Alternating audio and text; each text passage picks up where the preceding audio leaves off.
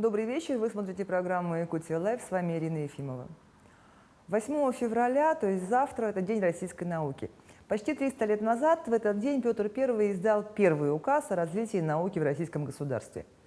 Сегодня мы уже понимаем, что наука не может развиваться в отрыве от образования и экономики. В 2018 году своим указом о национальных целях и стратегических задачах развития Российской Федерации президент нашей страны Владимир Путин определил планы по созданию в регионах сети из 15 научно-образовательных центров мирового уровня. Одним из них стал НОТ «Север», созданный в сентябре 2019 года по инициативе главы нашей республики Айсена Николаева. Сегодня центр объединяет 19 научных институтов, 10 вузов и 19 представителей реального сектора экономики 5 регионов. Это Якутия, Магадан, Сахалин, Камчатка и Чукотка. Главная цель НОТС – объединение науки, образования и реального сектора экономики для генерации новых научных знаний и разработки востребованных технологий. И сегодня у меня в гостях директор ОНО Центр управления проектами НОТ «Север» Евгений Колганов. Правда, гость по скайпу, но тем не менее он на связи. Добрый вечер, Евгений. Ирина, добрый вечер.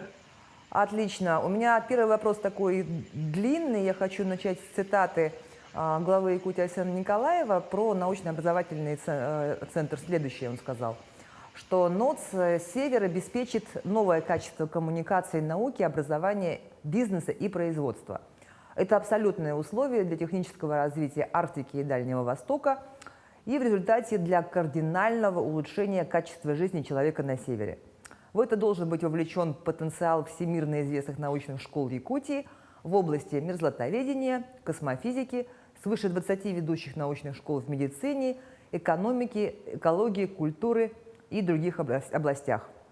И вот на официальном сайте целью создания НОТС, не именно этого НОТСа, а вообще в целом научно-образовательных центров мирового уровня, заявлено мощное технологическое развитие и обеспечение технологического суверенитета страны. Вот давайте поясните, пожалуйста, нашим телезрителям, что это вообще, кто состоит в научно-образовательном центре, да, как ведется работа, как строится. Хорошо. Да, Ирина, действительно прозвучало достаточно много, может быть, незнакомых или громких слов, поэтому если вдруг я буду говорить что-то непонятным языком, пожалуйста, останавливайте, я обязательно буду объяснять. Коллеги, НОТС, научно-образовательный центр мирового уровня, он состоит из нескольких категорий участников. Это прежде всего, конечно же, научные организации, которые создают технологии, которые создают научное основание для того, чтобы в дальнейшем те или иные инструменты уже внедрялись непосредственно в бизнесе. Таким образом, подходим ко второму нашему участнику, ко второй категории, это индустриальные партнеры. То есть те организации, которым будут в дальнейшем внедрять результаты научно-исследовательских работ. Ну и, конечно же, когда у нас будет возникать новая технология, понадобятся люди, которые на этой технологии сумеют работать. Именно отсюда и возникает образовательное направление, и мы успешно работаем с федеральными университетами, которые в том числе разрабатывают программы под новые профессии, под новые технологии и под те инструменты, которые того требуют. Стоит отметить, что научно-образовательный центр на северо-востоке нашей страны он единственный.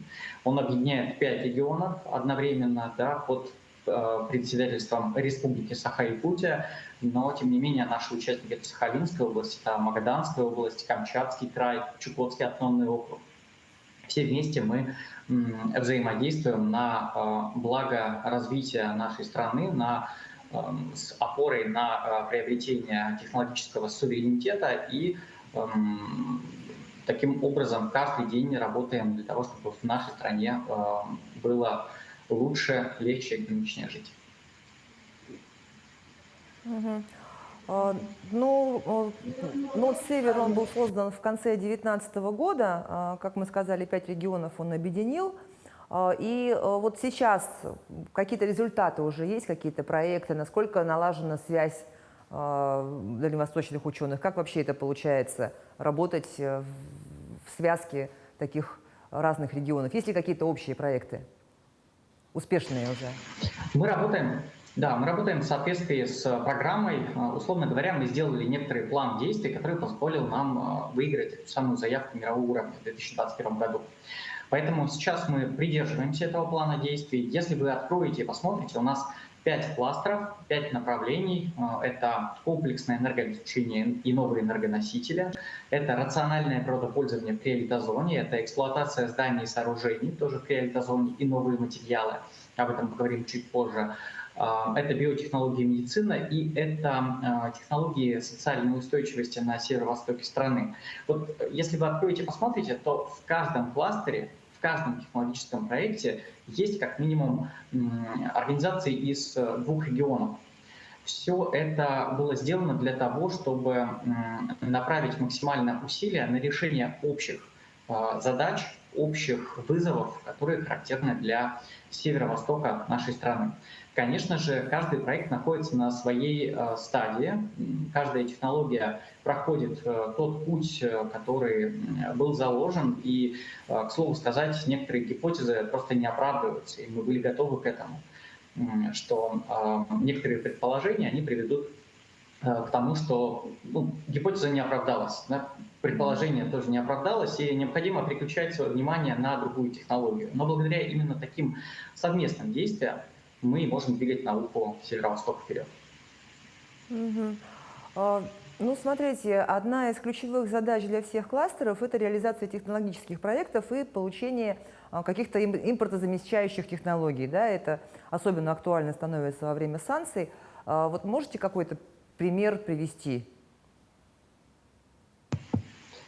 Ну, к слову сказать, когда мы разрабатывали программу, как раз фокус в сторону импортозамещения, он не был смещен.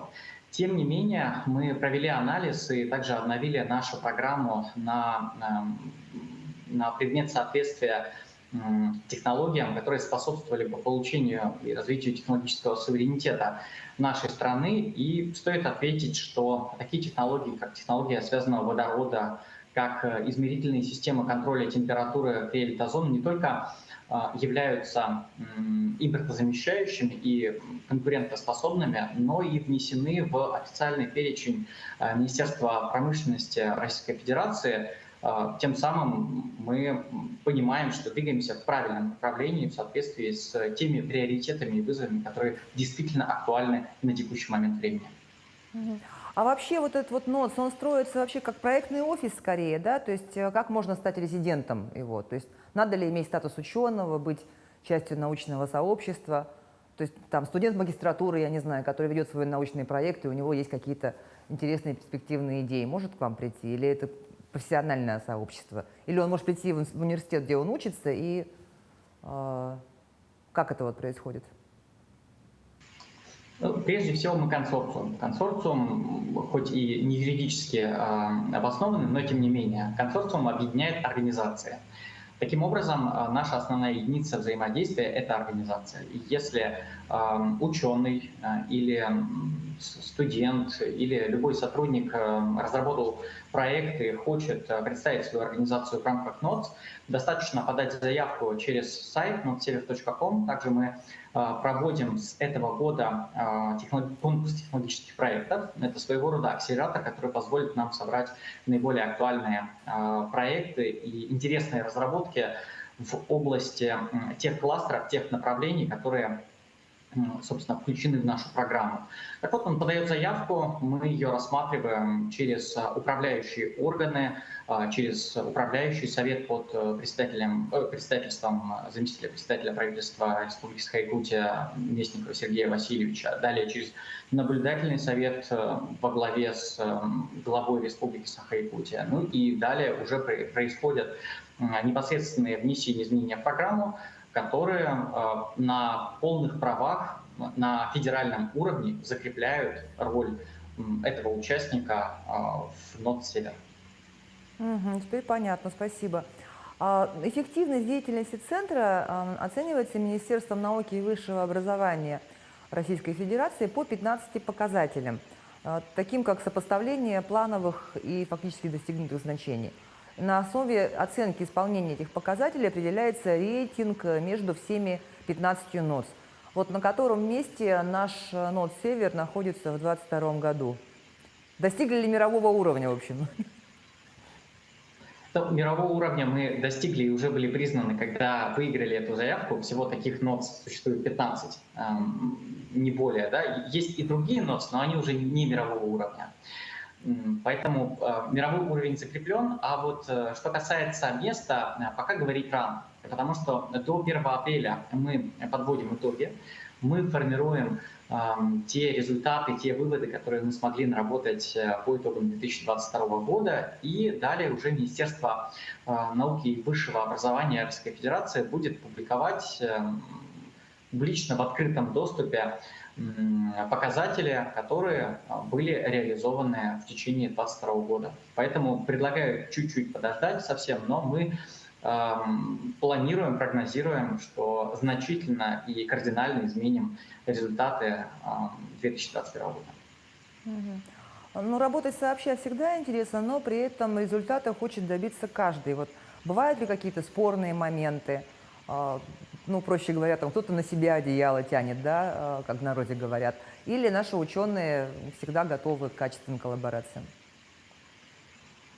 Ну, вот если посмотреть на этимологию слова «спор» и вообще разобрать, что оно значит, то спор — это скорее форма противодействия. Противодействие подразумевает, что интересы разнонаправлены. Но на текущем моменте времени мы собрали ученых, которые занимаются одними и теми же технологиями, да, направленными на улучшение жизни северо-востока нашей страны. Именно поэтому зачастую наука и вот этот вот исследовательский интерес, он выходит на первое место. Споры отходят, и главной задачей становится претворение в жизнь той идеи, которая была первоначально заложена. Вот сейчас идет неделя науки, проходит, запланировано, проводится огромное количество мероприятий. Вот что-то нас ждет от НОТ «Север» якутян? Да, можно сказать, что все, что проходит под этой гидой, так или иначе, это реализация ореола НОТ «Север», потому что НОТ «Север» — это все-таки консорциум, это объединение большого количества организаций, это и мероприятия и Северо-Восточного федерального университета, и ФИЦ, и Академии наук Республики Саха-Якутия. Конечно же, в ближайшее время на нашем сайте, как и на сайте Министерства образования Республики Саха-Якутия, появится общий такой дайджест мероприятий, куда любой человек может прийти, может понять, разобраться в каких-то научных разработках и прийти к выводу, что наука — это не что-то сложное, но что-то интересное.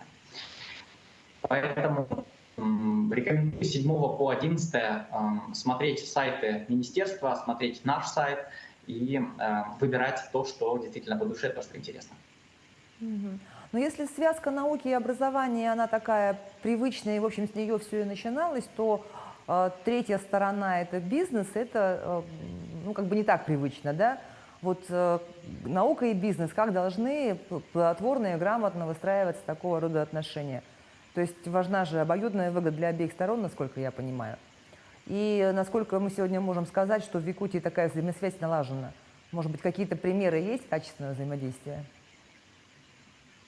Вот, на мой взгляд, как человека из коммерции, как раз эта связка и должна быть в первую очередь между бизнесом и наукой, потому что наука разрабатывает технологии, а бизнес потом эти технологии у себя внедряет. И, соответственно, наука должна слышать бизнес и его запросы по отношению к тому, что же должно быть в результате. При этом бизнес должен помогать науке достичь этого самого результата. Так вот, если мы говорим о результатах 2022 года, то, конечно же, такие связки появились, и в этом состоит одна из главных целей научно-образовательного центра мирового уровня. В целом мы можем приводить примеры, которые были рождены благодаря в том числе региональным программам поддержки науки. В Республике Саха-Якутия такая программа существует, и это скорее исключение, чем правило для регионов Российской Федерации. Это действительно здорово, и это действительно то, что отличает нас от многих регионов. И благодаря такому эксперименту мы привлекли порядка 11 миллионов для софинансирования научных разработок. И правило, с которым мы вошли в 2023 год, касательно этой региональной программы, касалось наличия индустриального партнера или квалифицированного заказчика для этих научных исследований. Все получилось, сейчас мы планируем запускать и думаем, что эти научные разработки, они будут максимально применимы, максимально интересны и максимально ориентированы на внедрение для бизнеса. Участники Нод Север не так давно приняли участие в рабочем совещании по реализации проекта безуглеродной горной добычи Кючуский кластер месторождений твердых полезных ископаемых. Вот насколько подобные проекты из промышленного сектора интересны научному сообществу и какой интерес они представляют? Ирина, ну, я искренне был уверен, что это мы были соорганизаторами этого мероприятия, на самом деле. Поэтому в целом такие мероприятия имеют самой главной своей целью создание коммуникации между наукой и бизнесом. Бизнес честно говорит в открытом диалоге, наука рассказывает о том, какие наработки есть, и в результате вот, там, всего за час, за полтора есть уже какие-то договоренности, с которыми уходят, есть мероприятия, планы, да, которые нужно будет реализовать. Порою это намного эффективнее и намного быстрее, чем переписки, чем коммуникации по ВКС. Это очень сильно схлопывает временной лаг. Именно поэтому мы планируем провести подобного рода мероприятия уже в этом месяце. Сразу 15-го пройдет международная конференция по водородной промышленности, а 28-го мы планируем обсудить перспективы развития Западной Якутии. Тоже вместе с индустриальными партнерами и тоже совместно с научными и образовательными организациями. Ну, Нод Север, как мы сказали, был создан в 2019 году, но в 2021 году стал победителем конкурсного отбора вот этих межрегиональных образовательных центров мирового уровня уже, да? И вот еще одна цитата. Вице-президент Академии наук Республики Борис Киршенгольц сказал, что результаты работы центра станут не только научные открытия, но и коренная модернизация технологий во всех сферах экономической деятельности в регионе и социальной сфере на основе разработанных технологий. Ну вот получается, несколько лет с этого момента уже прошло. Можем ли мы провести небольшой промежуточный итог, то есть насколько удалось модернизировать технологии? Регулярно мы можем говорить о определенном количестве технологий, которые внедряются в производство. Вот каждый год с момента существования Нод Север как центра мирового уровня. Регулярно мы можем говорить о том, как эти технологии становятся актуальными и в других регионах нашей страны. Говорить о трансформации отраслей промышленности или вообще отраслей экономики сейчас, на мой взгляд, преждевременно, потому что должно пройти время, должны эти технологии объединиться в определенные кластеры и должно произойти глобальное изменение. Более того, учитывая то, что ситуация в мире сейчас достаточно динамично меняется, мы можем точно и открыто говорить о том, что наши технологии актуальны и они находят отклик среди вызовов современного времени. Но говорить именно о трансформации, я думаю, пока рано. Спасибо. Вот один из важнейших инфраструктурных проектов Нод Север – это строительство криохранилища семян растений в толще многомерзлых пород. Вот на какой стадии сегодня находится этот проект?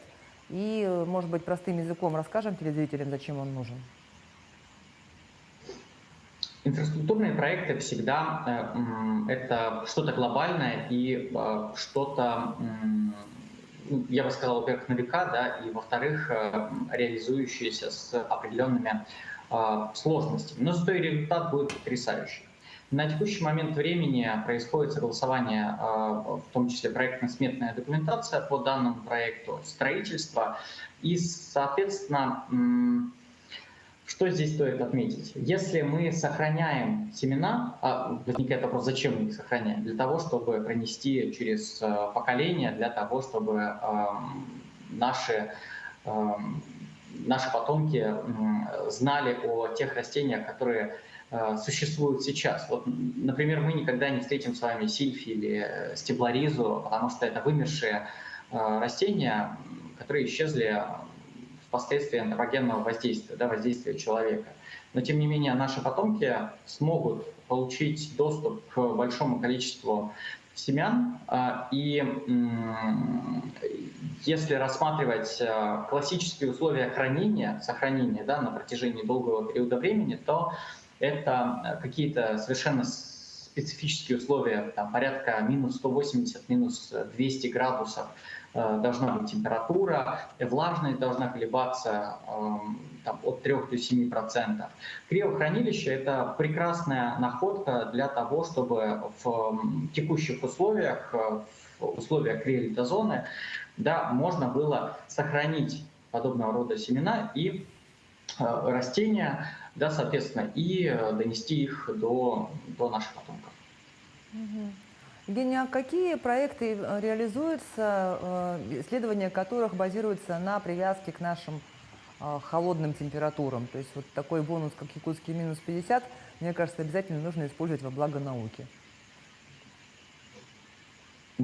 Если мы тоже обратим внимание на технологические проекты, то во втором кластере у нас сразу 4 технологических проекта. Это рациональное природопользование в криолитозоне. То есть все, что касается криолитозоны, а территория Якутии — это 98% криолитозоны. Точнее, наоборот, криолитозона покрывает 98% территории Якутии. И этот кластер, естественно, связан с теми или иными технологиями. То, что наиболее явно и то, что касается нашей жизни, это, конечно же, эксплуатация зданий и сооружений. Это строительство, это использование, создание новых материалов, которые просто при минус 40, минус 50, они теряют свои свойства эластичности, они перестают работать так, как должны. Это сварка при супернизких температурах. Все это также лежит в основе технологий, которые прорабатываются у нас в рамках третьего кластера, в рамках технологического проекта номер 6 и может использоваться для строительства. Спасибо, Евгений. Я также знаю, что работа образовательного центра направлена и на развитие технологий в области медицины. То есть один из проектов реализуется по отслеживанию предрасположенности к генетическим заболеваниям у якутян. Например, можно будет понять, откуда берется ожирение. Какие еще проекты из области медицины есть у нас? Достаточно обширный перечень, но то, что наиболее яркое и наиболее интересное, я думаю, что в ближайшее время мы все же заведем проект на краудфандинг-платформу, продемонстрировав, что это действительно имеет спрос, и это действительно важно для жизни якутян, вообще для жизни людей на северо-востоке нашей страны. Это такие проекты, как искусственная кожа, которую можно использовать, пересаживать при кривоожогах. Ну и наиболее яркий, интересный и наиболее популярный — это, конечно же, искусственная печень. Использование специальных пластин, которые позволяют на внешнем носителе выполнять функции печени человека. Спасибо, очень интересно. И еще один громкий проект, о котором много говорили не только в научном сообществе, но и вообще он вызывал интерес, это Всемирный центр мамонта. Расскажите вот об этом подробнее, пожалуйста. В рамках Всемирного центра мамонта должен был быть представлен максимально широкий перечень сфер, тематик взаимодействия с мамонтом, вплоть до того, что была предусмотрена лаборатория, в которой проводились бы эксперименты с клетками, которые сейчас можно получить, можно добыть, и многие люди даже всерьез говорили о клонировании мамонта в наши дни. Тем не менее, это тоже один из инфраструктурных проектов, поэтому сейчас он находится на стадии разработки. Ждем, но уверен, что это будет очень яркий, как туристический, так и научный проект для республики, для Северо-Востока. Ну вот в преддверии Дня науки говорим об ученых. Профессия ученого вообще ассоциируется с седовласыми старцами, умудренными опытом. Но, насколько я понимаю, сегодня это далеко не так. И, в частности, в Якутии довольно большое количество молодых ученых. Или я ошибаюсь? Вот давайте составим какой-то среднестатистический портрет северного ученого. Это человек, который действительно даже не увлекается, а, наверное, живет наукой, живет той тематикой, которая для него важна и которая может принести пользу обществу. Он самоотверженный, он готов посвящать все свое время науке и что еще сказать? Ну, это человек, который возводит науку в апогей и готов для этого на многие-многие жертвы своих, да, прежде всего, которые позволят науку вывести на новый уровень и вывести на уровень служения людям.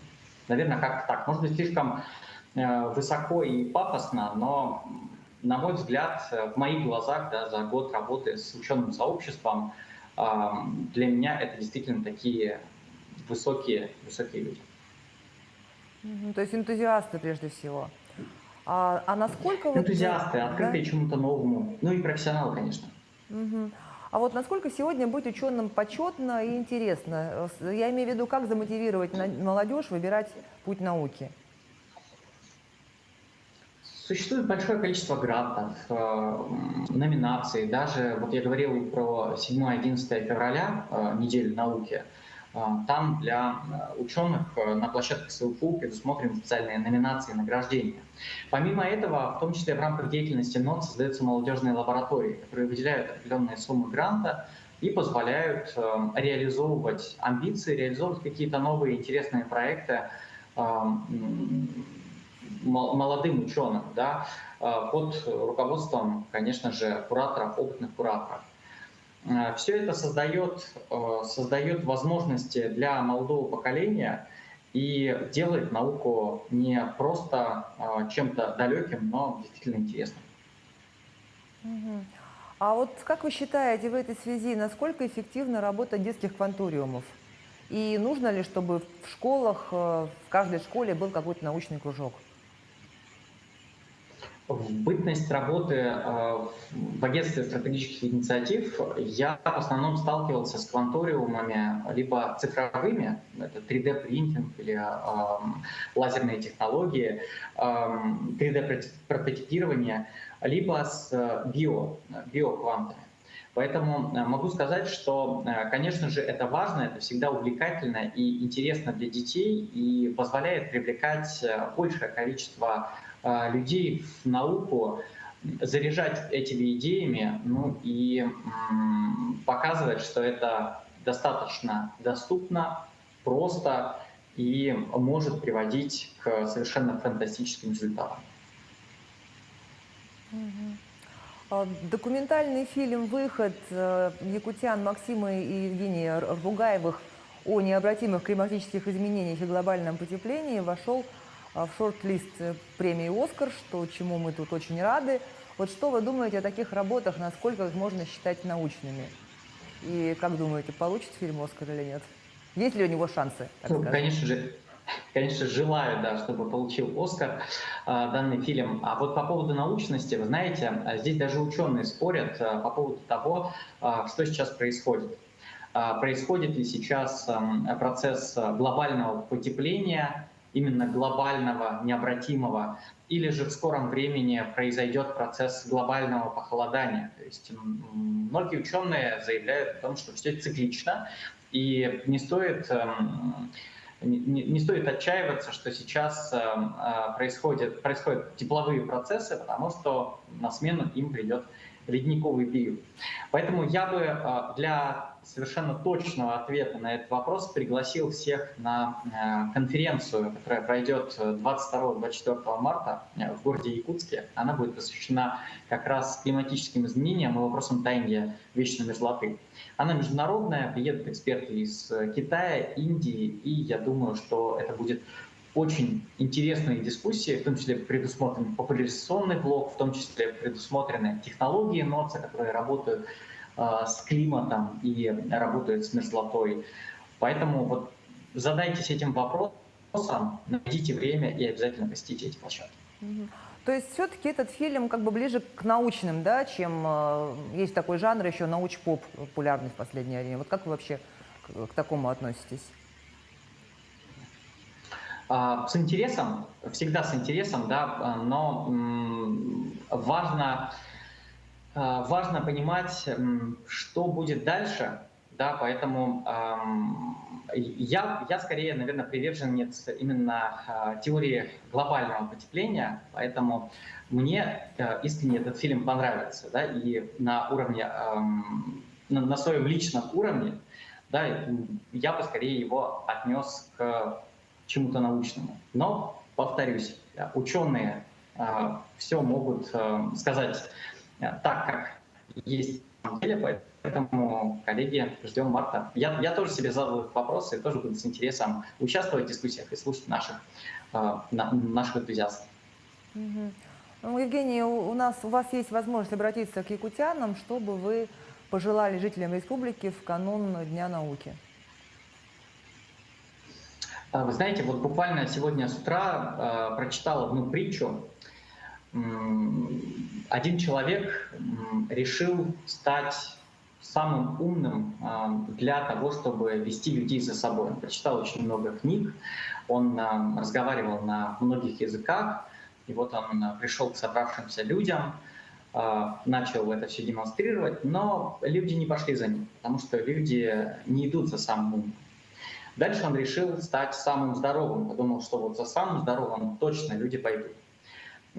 Соответственно, он использовал диеты, специально питался, тоже прошло время, пришел к людям, и тоже люди не пошли. Они посмотрели на него, повстракались, но не пошли, потому что за самым здоровым тоже люди не идут. Вдруг в какой-то момент он подумал, наверное, все дело в деньгах, и стал самым богатым человеком, заработал очень много денег, пришел, раздавал монеты людям, но люди тоже не пошли, потому что люди не идут за самым богатым. Через какое-то время человек посмотрел, плюнул на все и пошел. И люди за ним пошли, потому что люди идут за тем, кто идет. Поэтому я бы пожелал якутянам быть в движении, двигаться к своей мечте и реализовывать свои амбиции и идеи. На самом деле многие вершины, которые кажутся на текущем времени какими-то далекими, как, например, для меня в свое время казалась наука, они достаточно доступны и они достаточно важны. Им стоит действительно посвятить свою жизнь. Ну что ж, Евгений, спасибо вам за эту историю поучительную и вообще за ответы на наши вопросы, за беседу. Всего доброго. До свидания. Ну что ж, желаю всем ученым в преддверии Дня науки, всем ученым и тем, кто хочет ими стать, успехов. На этом выпуск Якутия Лайв подошел к концу. Меня зовут Ирина Ефимова. Смотрите нас на телеканале Якутия 24 по будням в 19:15. Расскажем, чем живет Якутия.